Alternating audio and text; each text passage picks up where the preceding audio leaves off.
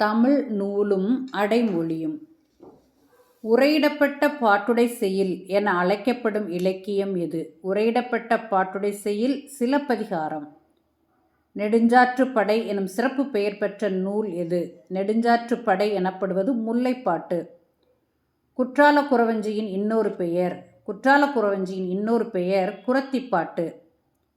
நற்றிணைக்கான அடைமொழி எது? நற்றிணை எனப்படுவது நல்ல திணை.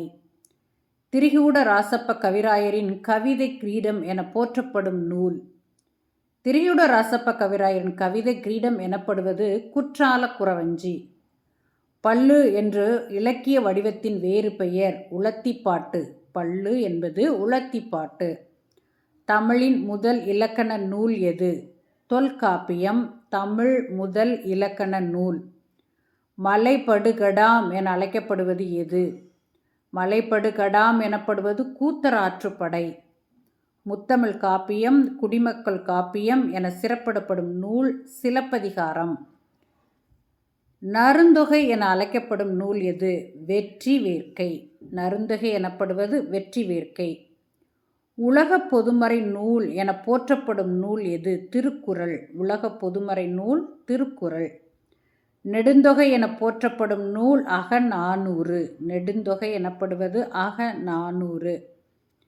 சேர சோழ பாண்டிய மன்னர்களை பற்றி பாடுவதால் சிலப்பதிகாரம் இவ்வாறும் அழைக்கப்படுகிறது.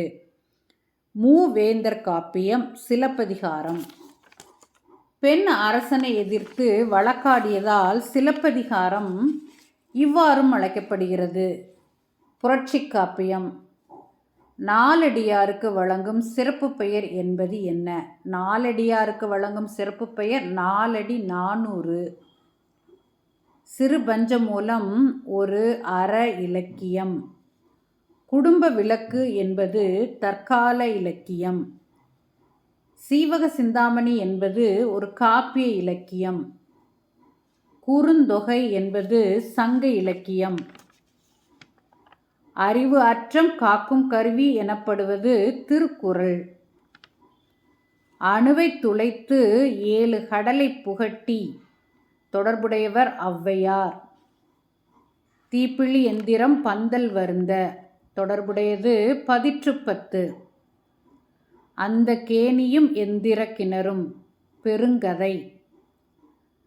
தமிழ் மொழியின் உபநிடதம் என அழைக்கப்படும் நூல் எது? தமிழ் மொழியின் உபநிடதம் என அழைக்கப்படும் நூல் பராபர கன்னியாகும். திராவிட வேதம் எனப்படுவது என்ன? திராவிட வேதம் எனப்படுவது 4000 திவ்ய பிரபந்தம். குட்டி தொல்காப்பியம் என்பது என்ன? குட்டி தொல்காப்பியம் என்பது தொன்னூல் விளக்கமாகும். துண்டு என அடைமொழியால் குறிக்கப்பெறும் நூல் எது?